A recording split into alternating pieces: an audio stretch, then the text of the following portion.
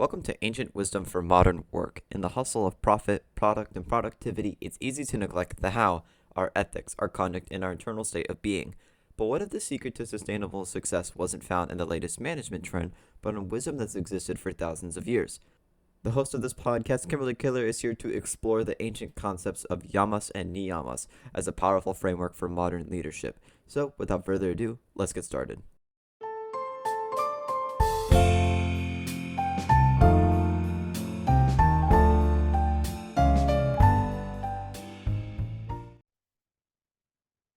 Hello, and welcome to Ancient Wisdom for Modern Work, a podcast designed to help you apply proven lessons from the yogi masters of yesteryear to the work we do today. I'm your host and guide, Kimberly Kaler, and it's my great pleasure to share my insight on how to meld mindfulness into our work world, however you define work, as a teacher, a corporate executive, or even a community volunteer. Today's topic is Saucha in leadership, the power of purity. We often talk about clean data, clean code, or a clean balance sheet. These terms imply clarity, order, and a lack of corrupting elements. But how often do we apply this concept of cleanliness to our leadership itself? How pure are our intentions? How clear are our communications? How uncluttered is the environment we create for our teams? This is the domain of Saucha, the first of the 5 niyamas, or personal observances from yoga philosophy. While the yamas guide our interactions with the external world, the niyamas turn our focus inward. Saucha, meaning purity or cleanliness, is the foundation of this internal work. It calls on leaders to cultivate clarity in their thoughts, transparency in their actions, and harmony in their organizations. It's about sweeping away the mental, ethical, and physical clutter that impedes our ability to lead effectively. Going beyond a tidy desk, the dimensions of purity. The practice of Saucha extends far beyond physical neatness, though that is part of it. Saucha is a holistic principle that touches every aspect of our leadership.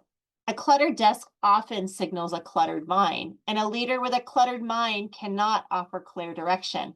But the practice goes deeper, inviting us to examine the purity of our inner and outer worlds. When leaders neglect Saucha, the signs are subtle but corrosive. Intentions become murky, driven by ego rather than purpose. Communication becomes muddled with jargon and half-truths. The work environment, whether physical or digital, becomes chaotic and draining. This lack of purity creates a kind of psychic smog that lowers morale, slows decision-making, and erodes trust. It becomes difficult for anyone to do their best work when the very atmosphere is contained and contaminated. Saucha of thought, clarity of mind. The most fundamental level of Saucha begins between our ears. As leaders, we're often bombarded with information, requests, and pressures. Without a practice of mental purification, our minds become a junkyard of unprocessed worries, biased assumptions, and reactive impulses. A leader practicing mental Saucha cultivates clarity. They don't allow their personal moods to cloud their professional judgment. They are aware of their own biases and actively work to see situations as they are, not as their fears or ego would have them be. This mental cleanliness allows for more objective, wise, and compassionate decision-making. It's the ability to find the signal in the noise. Saucha of action, purity of intention. Once the mind is clear, our actions can flow from a purer source. Saucha in action is about aligning what we do with our core values. It demands that we constantly check our motives. Are we launching this initiative to serve our customers or to win a personal victory over a rival? Are we promoting this person based on merit or because they affirm our own views? Purity of intention means that our why is clean. When our motives are transparent and aligned with a higher purpose, be it the company's mission or a commitment to ethical conduct, our leadership gains a powerful, quiet authority. People are drawn to leaders whose intentions they can trust. This ethical clarity acts as a North Star, guiding the organization through complex challenges without losing its soul. So how do we build an environment of purity? A leader's internal state of Saucha naturally radiates outward, influencing the entire organizational culture. It creates an environment where transparency, order, and well-being are not just buzzword, but lived realities. The power of a clean environment. The physical as well as digital space we inhabit has a profound impact on our psychology. A messy, disorganized office creates a low-level stress and makes it difficult to focus. A chaotic digital filing system or a cluttered intranet wastes time and energy. Practicing environmental Saucha means creating a workspace that is calm, orderly, and conducive to deep work. This isn't about minimalist aesthetics for their own sake. It's about removing friction. A clean environment reduces cognitive load, allowing people to channel the mental energy toward creative problem solving rather than navigating chaos. This applies equally to ensuring digital tools are streamlined and serve the team rather than overwhelming them. Transparency as an organizational part of Saucha. In an organizational context, transparency is the ultimate expression of Saucha. It is the practice of keeping things clean and clear. Secret agendas, hidden information, and opaque decision-making processes are forms of organizational impurity. They create distrust and foster a culture of political maneuvering. A leader committed to Saucha champions transparency. They share information openly, explain the rationale behind their decisions, and create clear and fair processes for everything from promotions to project assignments. This doesn't mean sharing every confidential detail, but it does mean defaulting to openness. When the workings of the organization are clean and visible, employees feel a sense of fairness and psychological safety. So what are some actionable tips for leading with Saucha? Integrating the principle of purity into your leadership is a daily practice of clearing away the unnecessary to reveal the essential.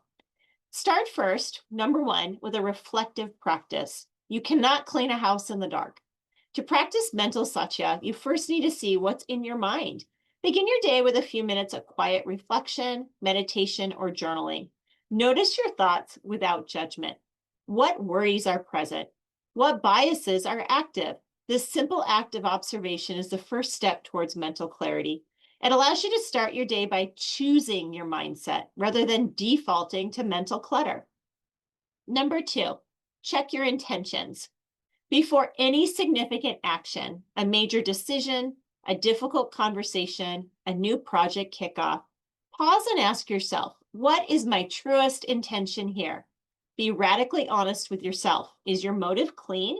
Is it aligned with your values and the best interests of the team? If you detect a hint of ego, fear, or personal gain, take a moment to purify your intent before proceeding. Number three, have a cleanup process. Identify one area of your organization that feels cluttered, confusing, or opaque. It could be your team's weekly meeting structure, the project intake process, or the way performance feedback is gathered. Work with your team to clean it up. Simplify the steps, clarify the purpose, and make the entire process more transparent and efficient. This act of organizational housekeeping creates immediate value and reduces collective stress. Number four, create physical and digital order. Take 15 minutes at the end of each day to tidy your personal workspace. Organize your desk, close unnecessary tabs on your browser, sort your email inbox. This small ritual of physical Saucha helps to clear your mind and provides a clean slate for the following day. Ensure your team does the same or their own version of this, framing it as a practice of professional self-care. Number five, normalize clearing the air. Foster a culture where it is safe to have honest conversations to resolve misunderstandings. When you sense tension or confusion, address it directly rather than letting it fester.